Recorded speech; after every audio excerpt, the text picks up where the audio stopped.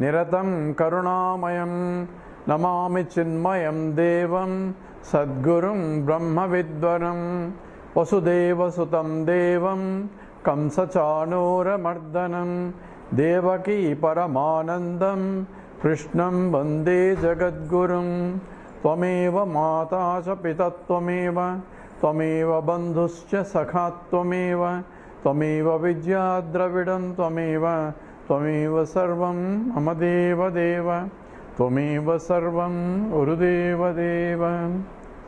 Hari Om.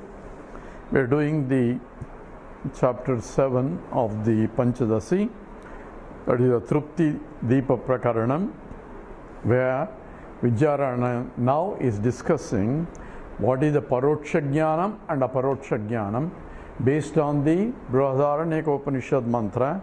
So the whole chapter is a commentary on the Brihadaranyaka Upanishad, and that is Atmanam Ched Vijaniyat Ayam Asmi Iti Purushaha Kimichan Kasya Kamaya Sariram Anusvanjaret.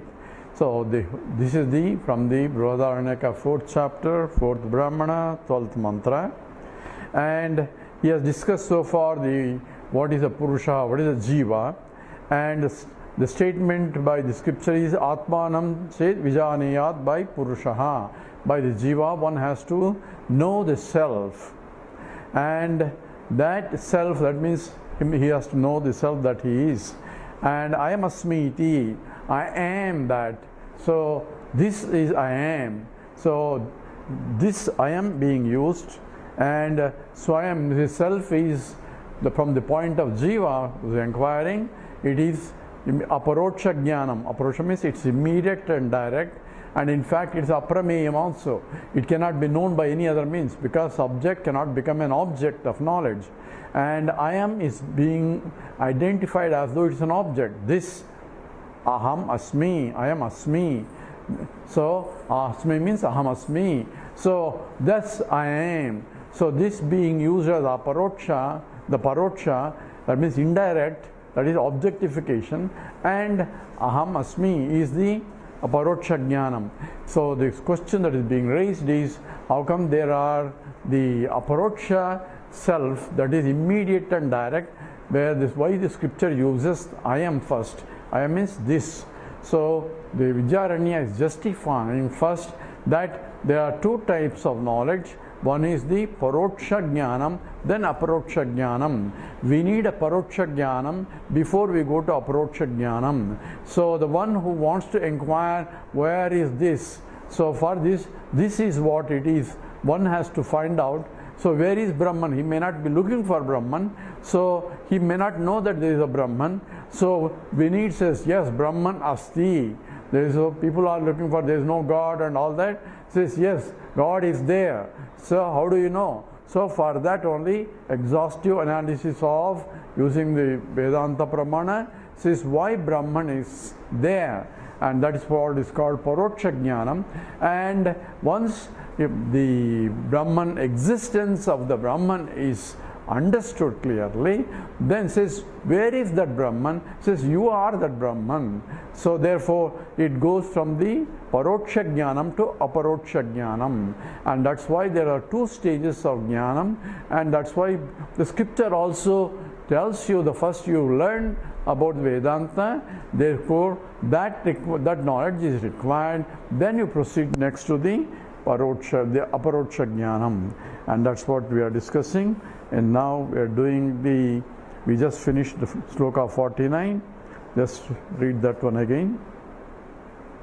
Ayamitya parokshatvam, ayamitya parokshatvam, uktam tad vividam bhaved, uktam tad vividam bhaved, vishaya swaprakashatvat, Vishaya swaprakashatvat, dhiyapyevam tadikshanat, dhiyapyevam tadikshanat. Together, ayamitya parokshatvam, uktam tad vividham bhaved, Vishaya swaprakashatvat, dhiyapyevam tadikshanat.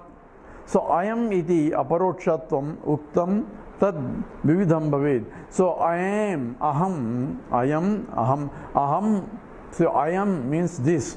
Iti aparokshatvam uktam tad vividam bhavata. So I am asmiti. That's what the Upanishad statement is. This I am. So this is appropriate even though it is aparokshatvam, even though it is immediate and direct and cannot be used as a this, because I cannot say I am this.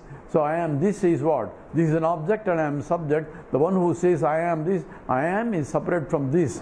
But in this case, you can use it, and aparokshatvam bhuktam means by the scriptures, that dvividam bhavi, because there are two stages involved in the knowledge itself, and that's why.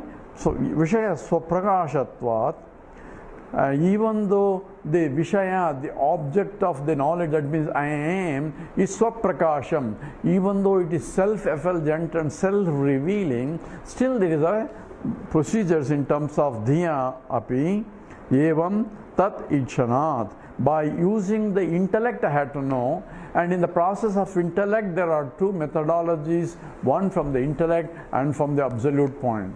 So how is this? All this is so we have to go back to our original definition of a jiva. Jiva involves three components. One is the sakshi, that is all pervading, which he calls it is called kutastha chaitanyam, which is a sakshi chaitanyam, which is that all pervading consciousness, and that part of all pervading consciousness as that which is illuminating this local equipment, local buddhi, and that is called sakshi.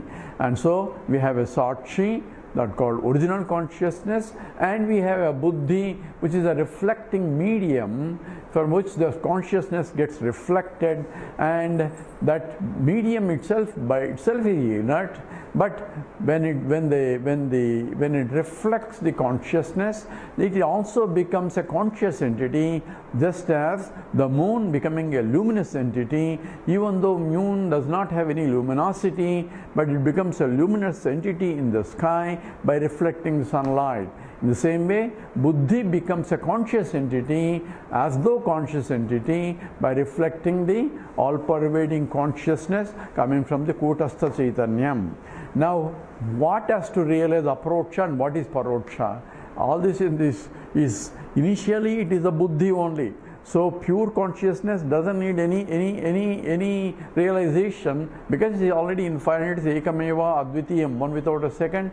No jnanam ajnanam. So from that OC, original consciousness, no study is required, no Vedanta required. In fact, there is no Vedanta also there, because it's one without a second. So from the absolute point, there are no Vedas also. So Vedas are also Vyavaharika Satyam. So in the buddhi only, buddhi is having a wrong notion that I am buddhi, I am this, is only at the intellect level. So this ego doesn't exist in the deep sleep state. Says nobody says I am here, I am an engineer, I am a professor when he is in the deep sleep state. In deep sleep state, there is no subject-object duality, is not there. And that's what is called akhanda jnana vritti. Because I don't know either subject, or I don't know myself, or I don't know what I know also there. So that's what essentially is the ajnanam, and which is undivided type. It's not a ajnanam of this, ajnanam of that. It is undifferentiated ajnanam, therefore akhandam. And that akhandam is akhanda ajnana vritti alone is there in the deep sleep state. So for the buddhi is required to know anything, and to know even that Vedanta, I need a buddhi, and buddhi can know through the vritti jnanam. So I had to use the vritti, that means thought process. So I had to think. That's why tad vijnasasva. You have to inquire. So inquiry requires a buddhi, and buddhi inquires only by thought process. So the mind or buddhi has to think, and vichara requires a thinking process, and that is called the jnana vritti.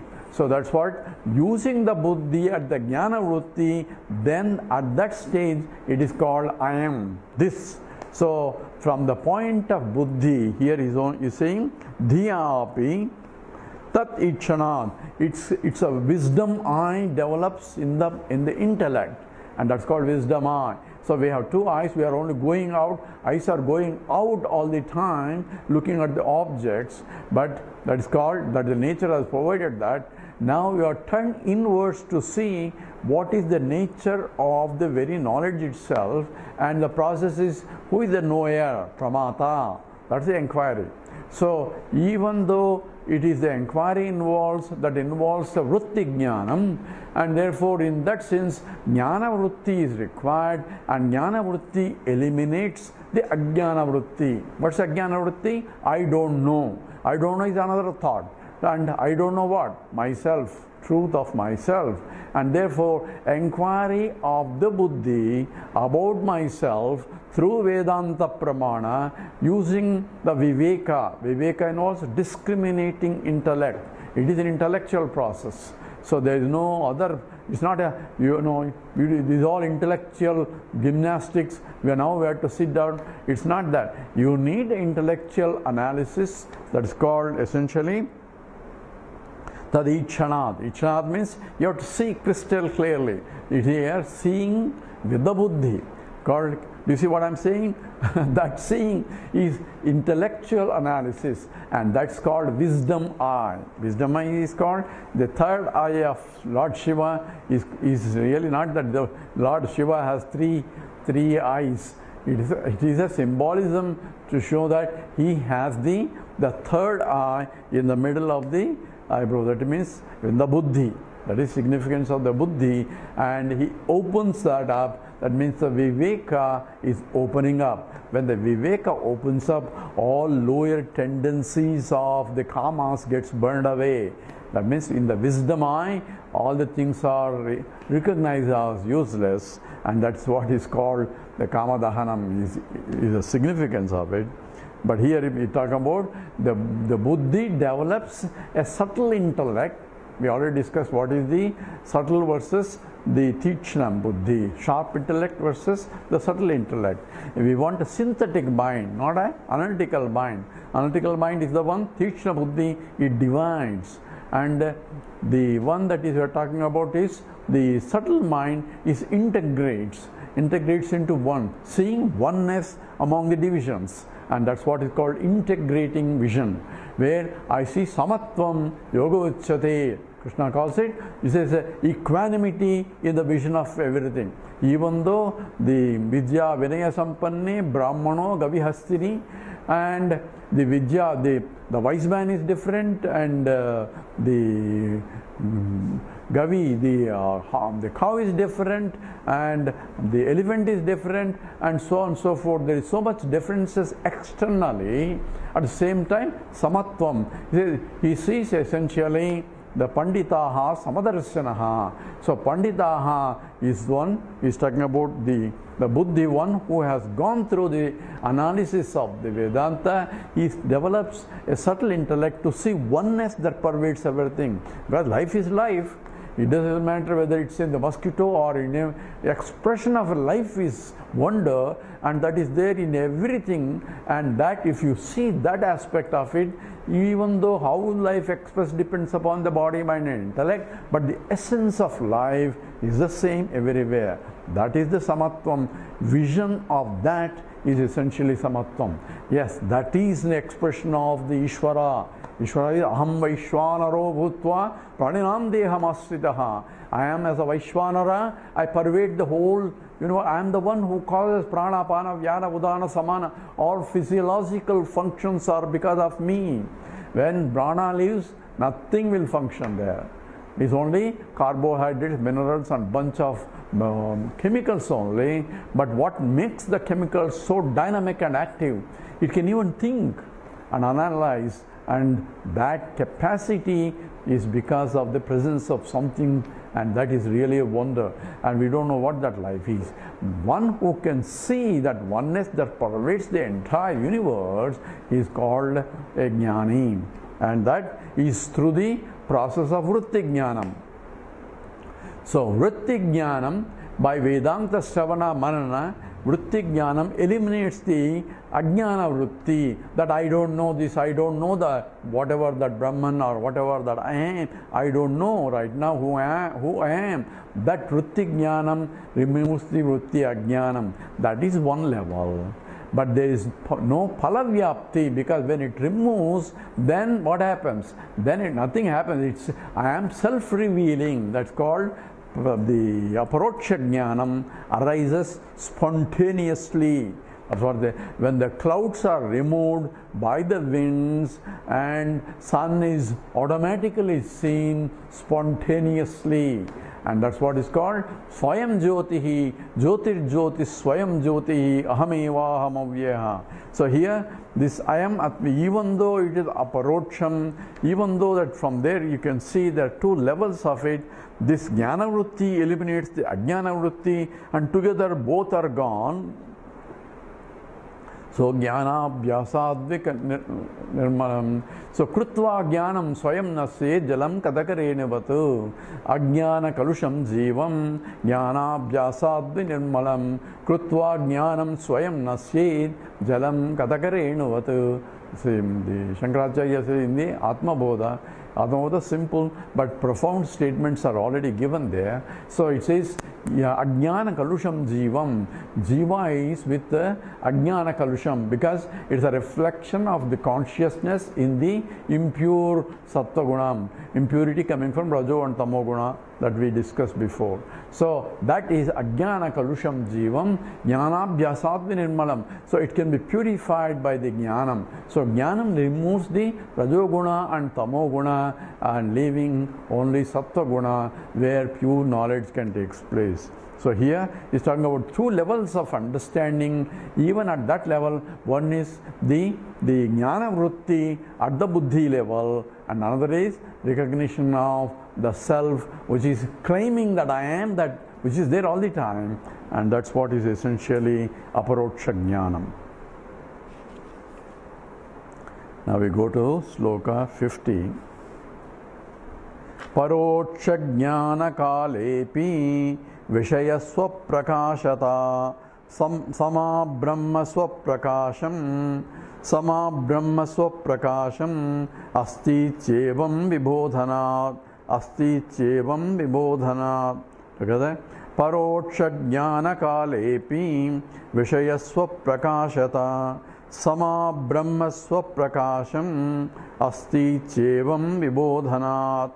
So aparoksha jnana kale api, even though when the knowledge is being taking place indirectly through srotavyaha, mantavyaha, by listening to the teachers and listening to the Vedantic lessons for a prolonged length of time. So during that kalepi, even during that column, the Vishaya Swaprakashata, the object of the knowledge, that is essentially the Atma, is the aprakasham, swaprakasham, not aprakasham, swaprakasham. It is self-shining. Self-shining means what? Not that it is brilliantly, it is self-revealing. There is nothing, it means it itself has to be there before anything else. I had to know, I can know everything else, but I am there already before anything else, and I don't need to know myself because I am myself. So this only thing is I have misconceptions that I have to drop. So all this Vedanta is only for dropping my wrong notions. Wrong notions is removed by right notions, right understanding, and therefore Jnana Vritti eliminates the Ajnana Vritti, leaving I am Swaprakasham. So even while learning the Vedanta, I am a Brahman also. I am Swaprakasham, self-revealing conscious entity. Swaprakasham eva siddhatvam, sasattvam, means I exist myself. Only that which shines by itself can exist by itself. Other things, they don't shine themselves. Shining is not this regular light. We are talking about conscious entity, and those things I have to reveal it. So is there a table there? So we don't know unless I see it. Yes, there is a table there. So I have to illumine as though with my light of consciousness, I have to illumine, and only it will get revealed. Otherwise, the chair doesn't say I am there. because it doesn't have swaprakasham. And even the light also, I have to say, is there a light in that room? He says, yes, there is a light, because I can see. Otherwise, light cannot say I am there. So even the light is inert from the point of the reality, and therefore I am the real light that lights even the light. So tasya bhasa sarvamidam vibhati. Everything else illumined because of my light of consciousness that illumines everything. So sama brahma swaprakasham asti tyevam vibodhanat. So Vishaya swaprakashata. So Vishaya is the object of knowledge, is swaprakasham, it's self-revealing. Then why do you have to go to Vedanta if it's self-revealing? But it is covered as though by the ignorance. How do you know? That you can see. On what light? In the light of Jnanam only, in the light of Atma only, just like the clouds are covering the sun. How do you know? Because I can see the clouds. How do you see the clouds? In the sunlight only. So therefore, in the sunlight, I am seeing the clouds, that because of which I cannot see the sun.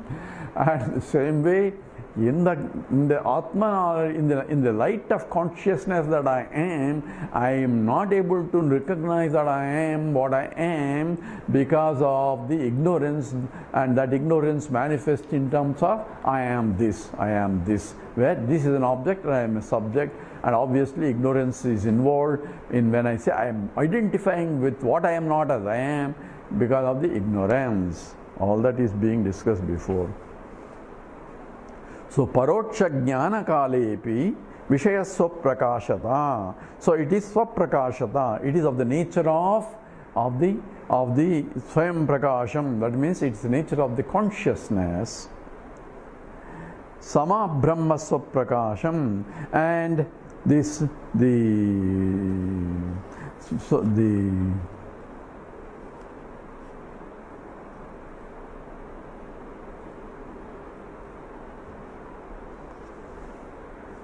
So Vishaya Swaprakashata Sama. So it is similar to Swaprakasham Brahma Asti. So here we have to split it as Vishaya Swaprakashata Sama. It is similar to the self-revealing that I am, and Brahma Swaprakasham. So Brahman is also self-revealing. Why? Because it is of the nature of consciousness. Who says that? Because of the scripture says that. Because of it says Prajnanam Brahma. Consciousness is Brahman. So when you think consciousness, it has to be self-revealing. Only unconscious things cannot self-reveal because they are not conscious entity. So I have to reveal the unconscious things, whereas these unconscious things are self-existing. But self-existing cannot be proved unless the conscious entity illumines, and therefore existence of the object is established by the knowledge of its existence itself, and that comes from the illumination, because I am the only one that is Swaprakasha. The truth is I am the only subject. Everything is only objectifiable entity, including you.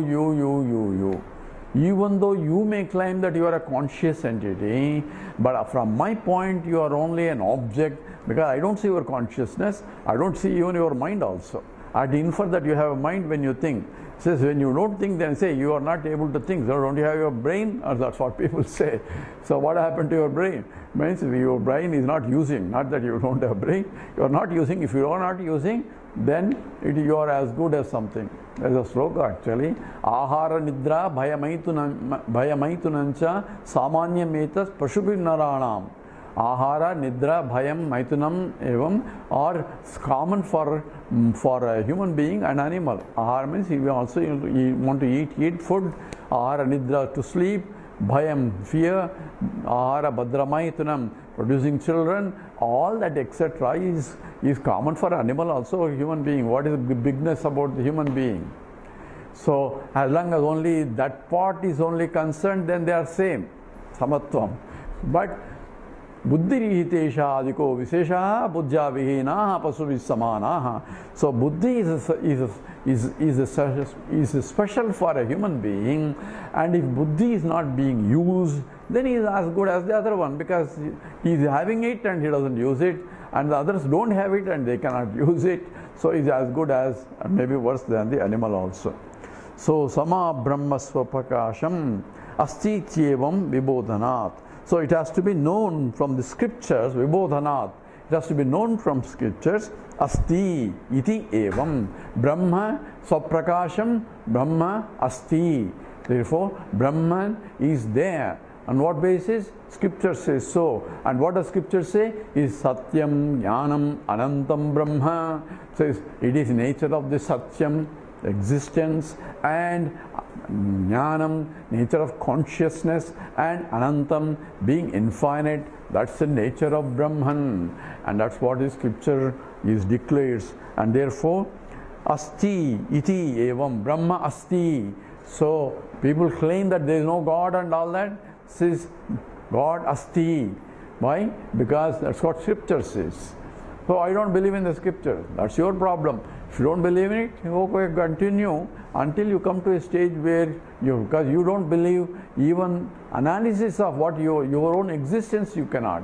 So very denial that there is no God is because of the God only. That's a strange aspect. That's what Scripture also says. The fact that I am able to say there is no God because of the grace of God only, because I can speak, I can think, I am alive. The life itself is pulsating in me to make statement that there is no God without knowing what is life itself and who am I. So even the denial is proves that there is God. So here asti iti evam vibodhanat has to be known. But what is the nature of the Brahman? Where exactly? Because every scripture says God is there. Who is a God? This is Jagat Karta Ishvaraha. God is nothing but who is the creator of the entire universe. Every religion says. At the same time, He is in the heavens. So He is omnipresent also. Omnipresent means He is everywhere. Why should it be in the heaven? You should be everywhere here. But I don't see Him. That's why the Scripture says you don't see Him, and therefore you are denying His presence here, and there is no God there, and all that people talk about the absence of the Creator and all that is only because of lack of understanding. And therefore I had to have a faith, Shraddha, in the just as I have faith in the chemistry teacher and the chemistry book, even though I don't know it and I cannot understand it, and I may not be able to understand just because I don't understand and I don't know it. I cannot say the chemistry is wrong or it's a belief system. I should have a faith in that what teacher says and what book says is indeed right. That's true for objective sciences. But these objective sciences cannot analyze the subject. Why? Because they don't have the tools to analyze.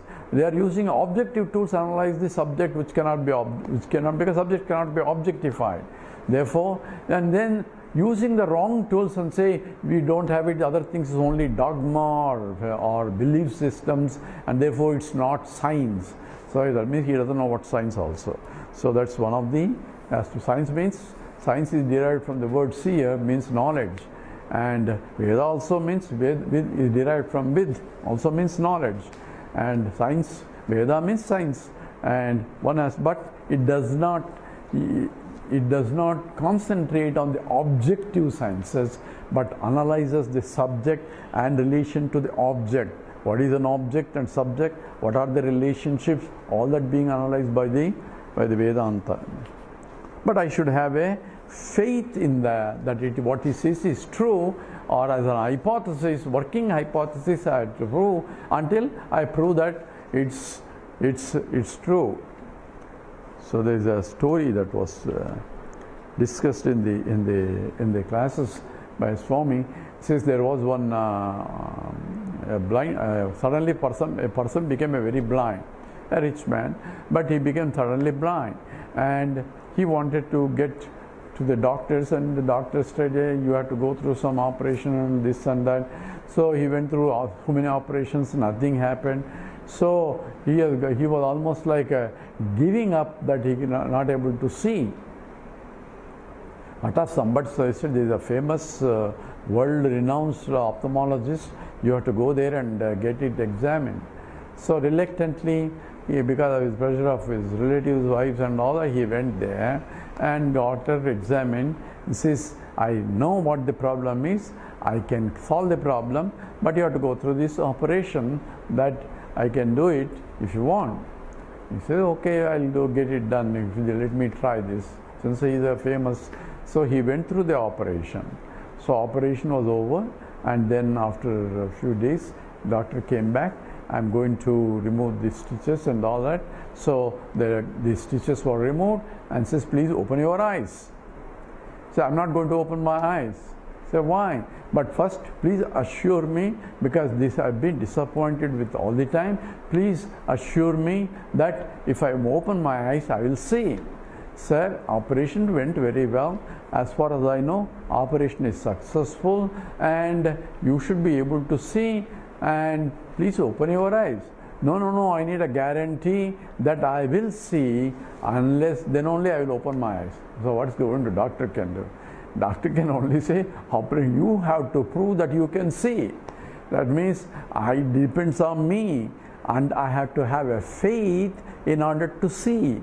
So Vedanta says, you open your eyes. You open the wisdom eye. That is what is required, and that itself is what is the proof. Without having a working hypothesis, no scientist can investigate anything also. He has some hypothesis, he may change, and in his discovery he may say his hypothesis is wrong, and he will have a next hypothesis. That's the nature of the science investigation. But when it comes to Vedanta, it doesn't say, oh, I don't believe it, is all belief system. It's not a belief, it is a faith in the scripture, what scripture says true, until you prove it's wrong. So you need that fundamental basis in order to inquire. So therefore, paroksha jnanam etad sama brahma prakasham asti ityevam vibodhanat. So one has to gain from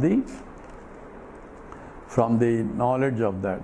So how does here he is going, paroksha jnana kalapi vishaya swaprakashata sama brahma prakashatvam. So vishaya swaprakashata, I am self-shining, and same way Brahma is also self-shining, means I am conscious entity. So Brahman is also conscious entity, scripture says. So what are these two? Are they two conscious entities? And what about the unconscious entities? And that's what Krishna talks in the Kshetram, Kshetrajnam in the 13th chapter.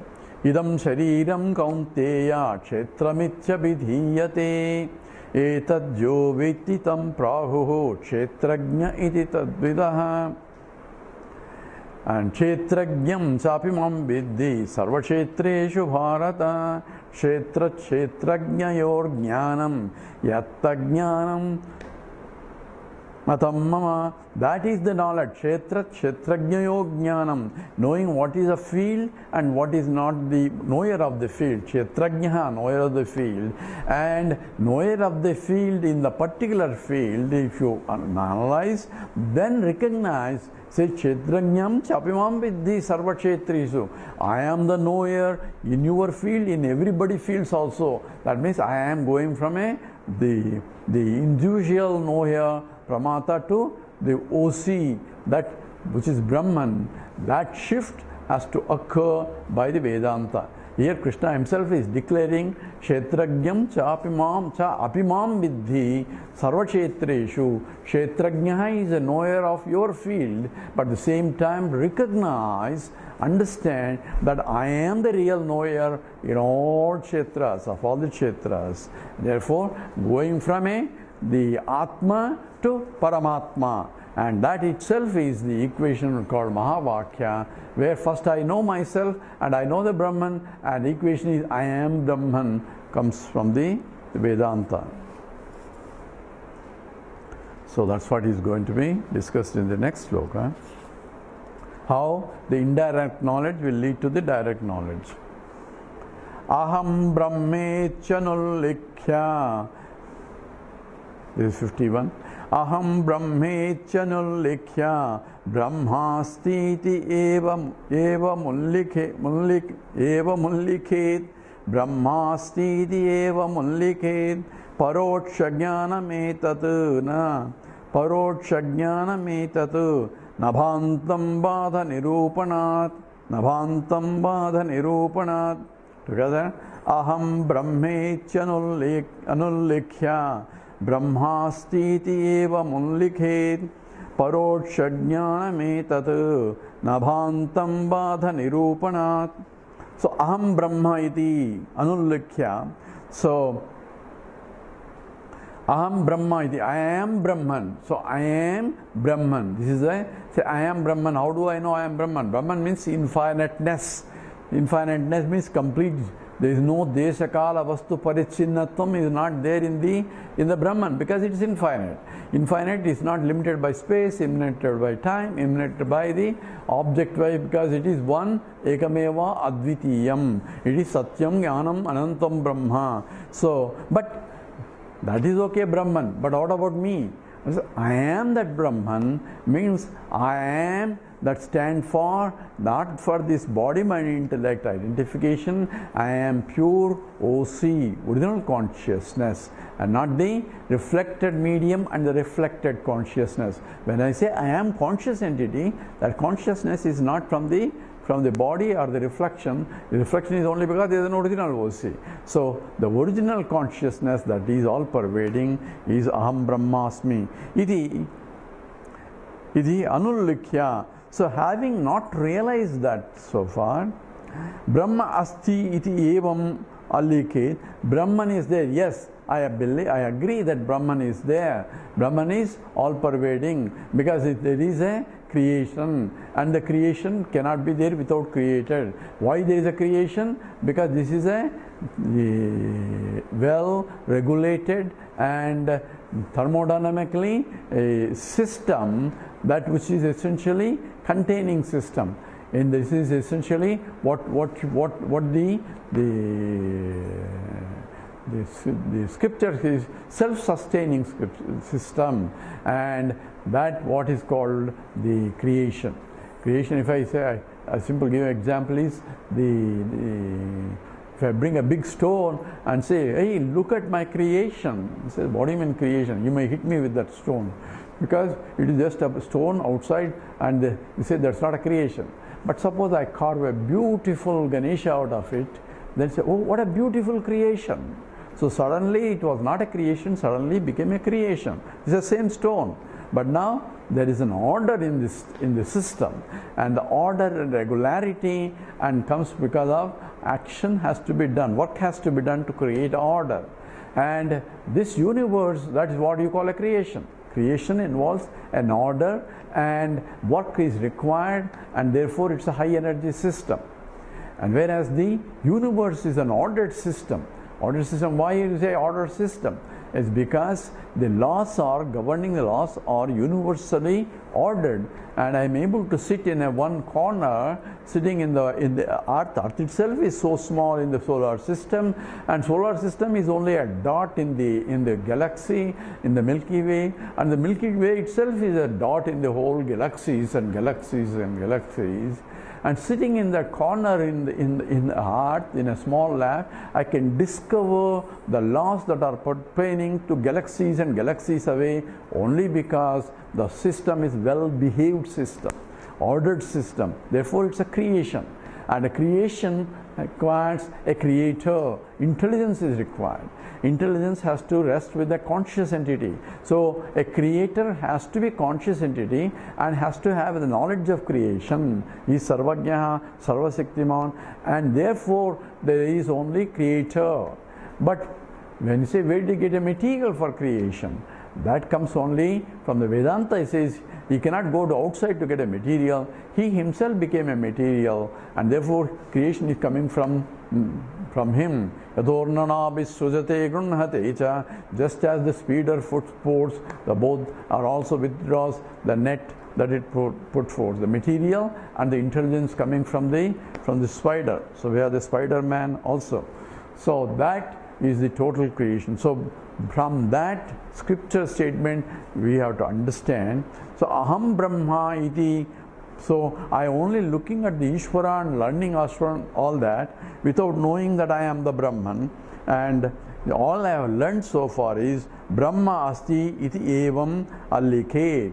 by the indirect knowledge, the pratyaksha, the paroksha knowledge, that means through the study of the scriptures and so on. Yes, Brahma asti iti evam allikhed is only understood as a paroksha. Etat paroksha jnanam.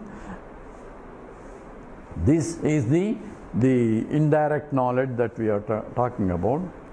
Bhrantam na bada nirupanad. And don't say this is it can be negated later. This cannot be Bhranti. Bhranti is the one, incorrect knowledge is called Bhranti. So Prama and Brahma. Brahma is incorrect knowledge, Prama is right knowledge.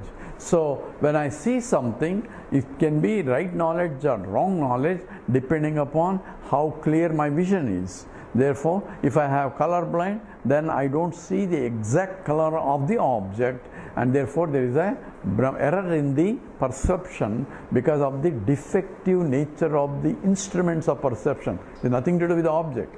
And that's all. The snake rope example comes into picture, where the surrounding environment is not conducive for me to get all the attributes of the object.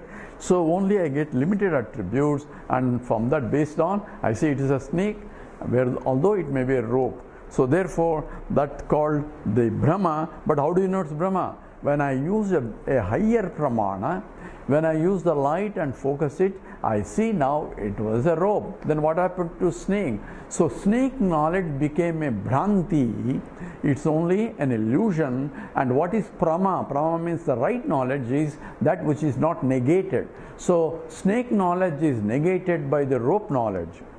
Why? Because I had a higher pramana. So here he says the Brahma asti iti evam allikhed. He understood that the Brahma is there, and this is not a something that will be negated by some other, because there is no higher pramana to negate this. And that's what he's going to say.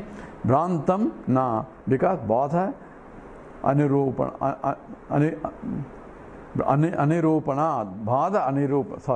Badha anirupanad. Badha means negation. So anirupana, it cannot be negated.